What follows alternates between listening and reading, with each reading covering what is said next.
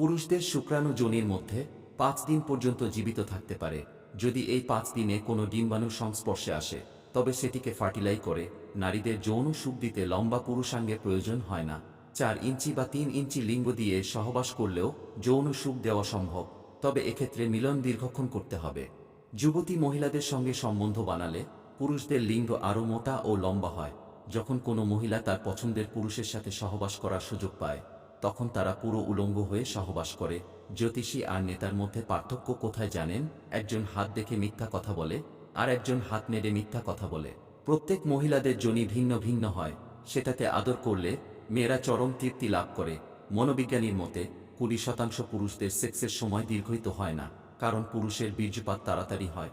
বলে আজ বেকার বলে অনেকেই তোমাকে এড়িয়ে যাচ্ছে, কষ্ট পেও না, কারণ চলে যাওয়াতে তুমি থেমে যেও না, সময় ঠিক বদলে যাবে। যদি কোনো পুরুষের লিঙ্গ ছোট হয়ে থাকে তাহলে সহবাস করার স্টাইল চেঞ্জ করতে হবে। এক্ষেত্রে ডগি স্টাইলে সহবাস করলে মেয়েদের বেশি তৃপ্তি পাওয়ার সম্ভাবনা থাকে এবং পুরুষের উপর মহিলা বসে সহবাস করলে মহিলার স্যাটিসফ্যাকশন পেতে পারে। বিশ্বাস করুন, অতিরিক্ত ভালোবাসা ও অতিরিক্ত কারো সাথে মেলামেশা ভালো হয় না। যদি আপনি কারো স্ত্রীর সঙ্গে সহবাস করতে চান তাহলে তাকে সহবাসের জন্য রাজি করাতে তাকে সময় দিতে হবে এবং সেই মহিলাকে আপনার প্রতি আকৃষ্ট করার জন্য চেষ্টা চালাতে হবে এবং পরিস্থিতি বুঝে আপনাকেই বুঝে নিতে হবে মহিলা কিভাবে আপনার প্রতি আকৃষ্ট হবেন, কারণ মহিলা আপনার প্রতি আকৃষ্ট না হলে সে সহবাসে রাজি হবে না। সহবাসের সময় মহিলাদের যোনি স্বাভাবিকের তুলনায় অধিক বেশি চওড়া ও বড় হয়ে যায়।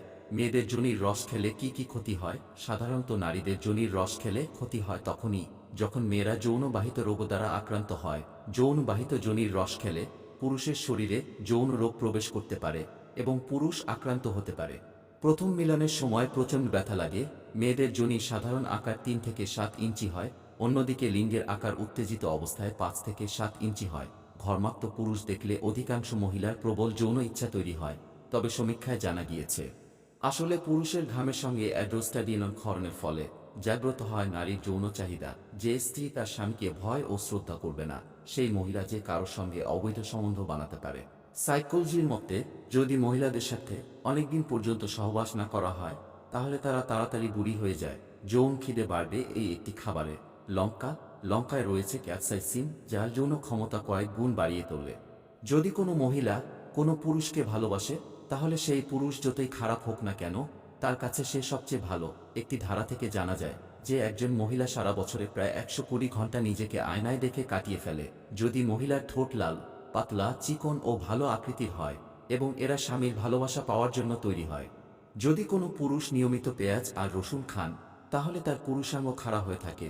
কোনো মহিলা সহবাস করতে তার স্বামীকে বাধ্য করে যে এই মহিলার যোনি সবসময় গরম হয়ে থাকে। যোনির রসে মেয়েদের যোনির রস খেলে পুরুষের শরীরে ত্বক ভালো থাকে।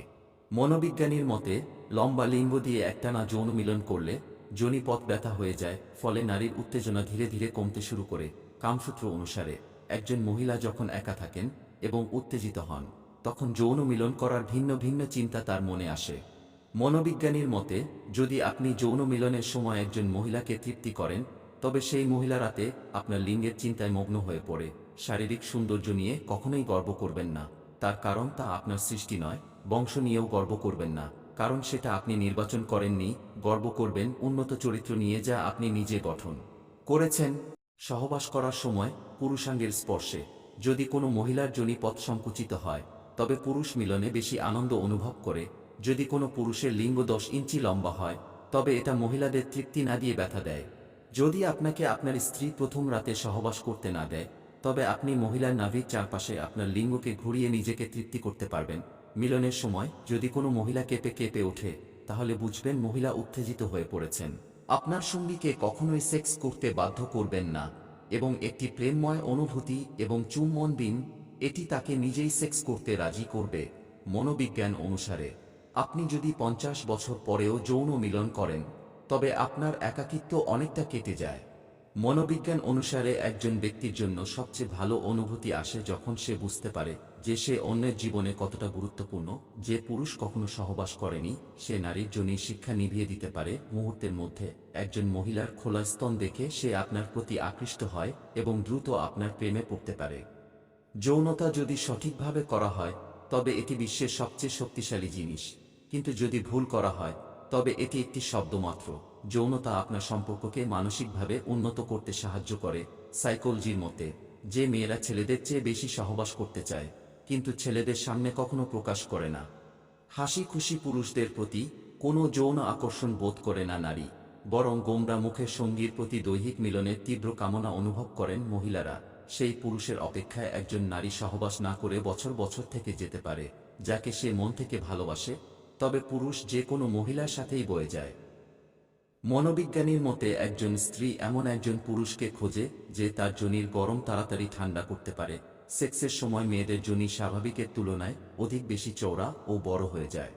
নারীকে উত্তেজিত করার জন্য শুরুতে নারীর হাত ও পায়ের তালু দিয়ে স্পর্শ করুন। মার্কিন যুক্তরাষ্ট্রের একদল বিশেষজ্ঞ বিশেষ কিছু তথ্য দিয়েছেন। বেস্ট যৌন মিলন হল 7 থেকে 13 মিনিট। সমীক্ষায় বিশেষজ্ঞরা বলেছেন 3 মিনিটের যৌন মিলনের সময় হল পর্যাপ্ত সময়। এই গবেষণায় আরও জানিয়েছে পেনিট্রেটিভ যৌনতার ক্ষেত্রে আদর্শ সময় এটাই। একজন আমেরিকান ও কানাডিয়ান যুগলদের মধ্যে এক সমীক্ষা করা হয়েছিল, তাদের উত্তর ছিল 7 থেকে 13 মিনিট। যৌন মিলনের সঠিক সময়। মধু খেলে পুরুষের লিঙ্গ শক্ত হয় কেন? প্রচুর পরিমাণে মধু সেবন আমাদের শক্তি বাড়ানোর জন্য খাওয়া দরকার। মধু খেলে বা মধু দিলে পুরুষের লিঙ্গ শক্ত হয়, পারফরম্যান্সের উন্নতি হয়। মধু খেলে বা দিলে পুরুষের লিঙ্গ শক্ত হওয়ার কারণ হল মধুতে রয়েছে উচ্চমাত্রার ফ্রুক্টোজ ও গ্লুকোজ। সহবাসের পরেই প্রস্রাব করতে অনেকের সমস্যা হয়ে থাকে। এরকম হওয়ার কারণ হল ওই সময় আমাদের শরীর থেকে অ্যান্টিডিউরেটিক হরমোন নিঃসৃত হয়। 60% মহিলারা সহবাসের চরম সুখ থেকে অসন্তোষ হয়, কারণ পুরুষদের বীর্যপাত খুব তাড়াতাড়ি ঘটে।